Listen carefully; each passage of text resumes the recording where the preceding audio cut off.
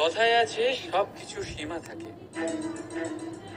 মুশকিলের, কষ্টের, সংকটের, অন্ধকারের। যার কোনো সীমা নেই তা হলো কেবলমাত্র কঠোর পরিশ্রমে। আপনি নিশ্চয়ই দেখেছেন, রাত্রি যতই অন্ধকারময় তারারা পরিশ্রম করে তার সাথে লড়তে থাকে, আর অবশেষে সকাল হয়েই যায়। ঝড়ে পাখিদের বাসা ছিন্ন বিচ্ছিন্ন হয়ে যায়, কিন্তু পাখিরা নিজের পরিশ্রম দ্বারা তা আবার বানিয়ে নেয়। কারণ যা সীমিত তাকে অসীমের কাছে হারতে হয়, আর পরিশ্রম অসীম। রাধা রাধা। প্রবাহিত নদী কত সুন্দর হয়, বলিষ্ঠ হয়। যেদিক দিয়ে বয়ে যায় সেখানে এক নতুন জীবন প্রদান করে, ধরণীকে উর্বর করে, আকাল দূরে রাখে। আর হয়তো এই জন্যই নদীকে মায়ের মতো পুজো করা হয়। কিন্তু আপনি কি কখনো ভেবে দেখেছেন যে নদীর জন্ম কি করে হয়? এ কি শুরু থেকেই এমন বিশাল আর খরস্রোতা হয়? না, বৃষ্টির ছোট ছোট ফোঁটা একসাথে সম্মিলিত হয়ে এক সূক্ষ্ম ধারা তৈরি করে, আর সেই ধারাগুলি পর্বতের বরফ কেটে তাদেরকে গলিয়ে জলপ্রপাত হয়ে ঝরে পড়ে পাথরের সাথে ধাক্কা খেয়ে তারপরেই সে নদী হয়ে ওঠে। ঠিক সেইভাবেই এত সহজে কেউ মহান হয়ে ওঠে না। ছোট ছোট চেষ্টা মিলে এক বিশাল ব্যক্তিত্ব তৈরি করে। তাই জীবনে সর্বদাই চেষ্টা করতে থাকুন। অস্তিত্ব নিজে থেকেই প্রকাশ পাবে। রাধা রাধা। কখনো কখনো আমরা নিজের মা বাবার ওপর কতটা রেগে যাই, মনে করি ওনাদের মন আমাদের দিকেই নেই। আমরা ভাবি ওনাদের কাছে আমাদের কোনো অস্তিত্বই নেই, আর তাই আমরা রেগে যাই। কিন্তু আপনি কি কখনো এমন অনুভব করেছেন যে আমাদের চোখ দিয়ে আমরা আমাদের নাক কখনো দেখতেই পাই না? কারণ তা চোখের ভীষণই কাছে থাকে, দুই চোখের মাঝখানে। কিন্তু যখন কেউ মুখে আঘাত করে, হাত সর্বপ্রথম নাককেই সুরক্ষিত করার চেষ্টা করে। মাতা পিতাও অনেকটা এরকমই হয়। আপনার ভালোর জন্য, আপনার সুরক্ষার জন্য তারা সবসময় তৈরি। তাই তাদের প্রেমকে কখনো সন্দেহ করবেন না। আবশ্যক নয় তাদের প্রেম আপনি সবসময় স্পষ্টভাবে দেখতে পাবেন, কারণ এই এক এমন প্রেম যা সর্বদাই আপনার সাথে ঢাল হয়ে আপনার রক্ষা করতে থাকবে। রাধা রাধা। আর একটা কথা কৃষ্ণ, বাবুল গাছ কত বিশাল আকার হয়, পিপুল গাছও বিশাল আকার হয়।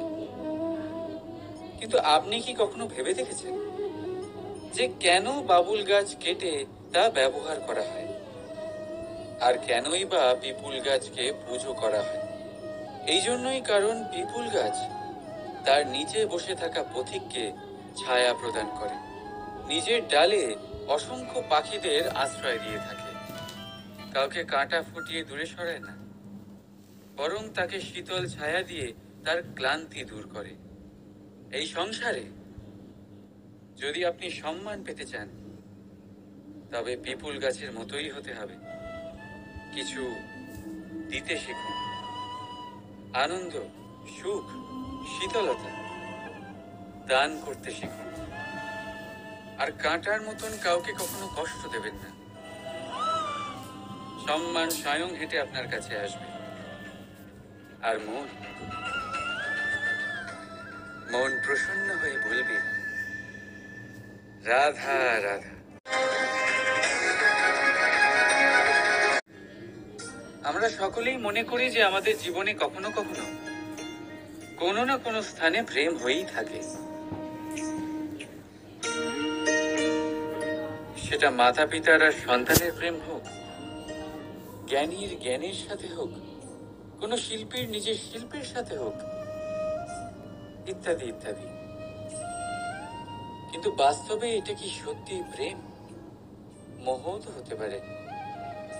এবার আপনারা জিজ্ঞেস করবেন প্রেম আর মোহর মধ্যে পার্থক্য কি? পার্থক্য হলো বন্ধনের। যে আপনাকে বাঁধে তা হলো মোহ, প্রেম নয়। প্রেম সেটাই যে আপনাকে মুক্ত করে উন্নয়নের দিকে পাঠায়। চলুন আপনাকে একটা উদাহরণ দিই। কিছু মাতা পিতা নিজের সন্তানকে কোনো অন্য নগরীতে পড়তে পাঠাতে পারেন না। নিজের সন্তানকে তার বন্ধুদের সাথে খেলতে দিতে পারেন না। চিন্তা করেন যে তাদের সন্তানের যাতে কষ্ট না হয়, আর তাই জন্য তাদের বেঁধে রাখেন। এটা প্রেম নয়, এটা মোহ। কারণ যদি এটা প্রেম হতো তাহলে ওনারা চাইতেন যে সন্তান মাতা পিতার আশ্রয় থেকে বেরিয়ে এই সংসারকে দেখুক, তাকে বুঝুক, আর তার থেকে জ্ঞান অর্জন করুক, নিজের অভিজ্ঞতার থেকে শিক্ষা নিয়ে নিজের একটা ব্যক্তিত্ব বানাক। মনে রাখবেন, মোহ থেকে ভয় জন্ম নেয়, আর প্রেম থেকে শুধুই আনন্দ।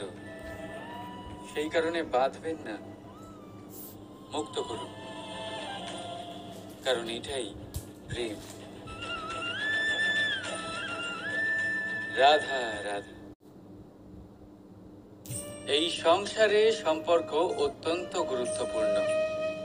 এবারে প্রশ্ন এটাই যে সম্পর্ক কেমন হওয়া উচিত। সম্পর্ক কথার শুরুতেই সম শব্দ আসে। সম অর্থাৎ সমতা।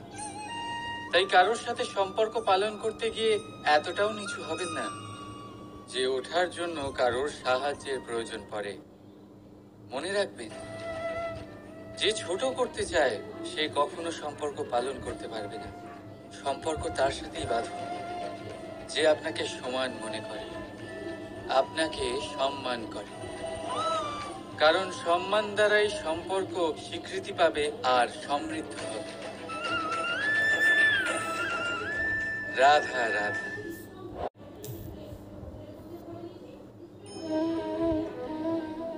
কখনো ভেবেছেন যখন মাতা সন্তানকে জন্ম দেয় তখন কি হয়?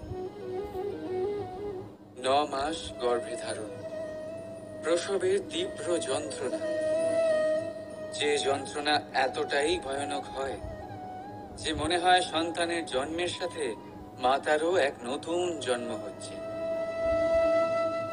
আর এই জন্মের সাথে শেষ হয় মাতার যন্ত্রণার।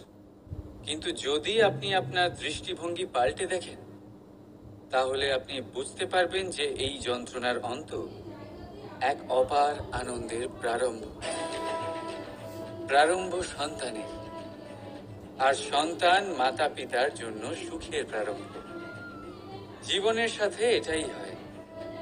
আমরা কখনো কখনো কোনো সম্পর্ক বা পরিস্থিতির যন্ত্রণার অন্তের জন্য এত বিচলিত হয়ে যাই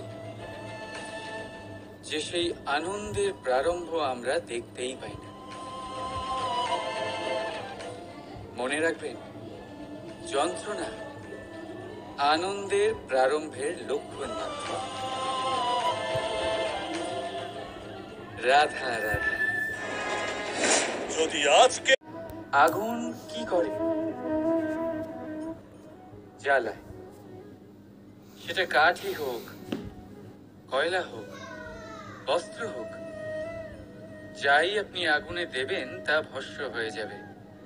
কিন্তু সোনা, যদি আপনি সোনা আগুনে ফেলেন তাহলে তা কুন্দন হয়ে নিজের অস্তিত্ব তৈরি করে। যদি আপনি লোহা গরম করেন তাহলে তা ইস্পাত হয়ে যায়। কেন কেন হয় এরকম? কারণ তাদের অন্তরের আগুন জ্বালানোর আগুনের থেকে অনেক বেশি তীব্র হয়। এই আগুন হলো পবিত্রতার, এই আগুন হলো নিশ্চয়তার। যদি আপনার লক্ষ্য স্থির থাকে, আপনার ইচ্ছে দৃঢ় হয়, তাহলে কুন্দন হয়ে বেরোবেন,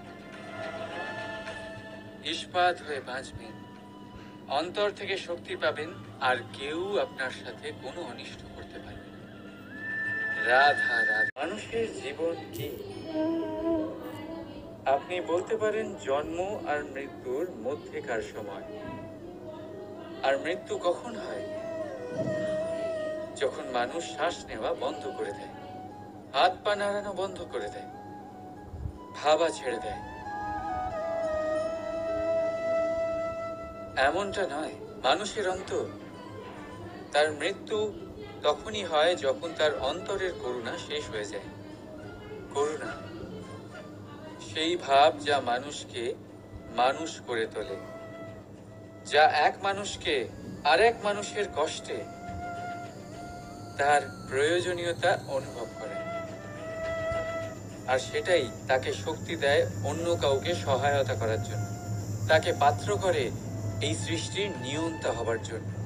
দেখুন, এই সংসারে মৃত্যু কেবলমাত্র একবারই হয়, তাই তার আগে কেন মরব? এই করুণাকে কেন মারব? নিজের মনুষ্যত্ব বজায় রাখুন, মৃত্যুর পরেও আপনি জীবিত থাকবেন। রাধা রাধা।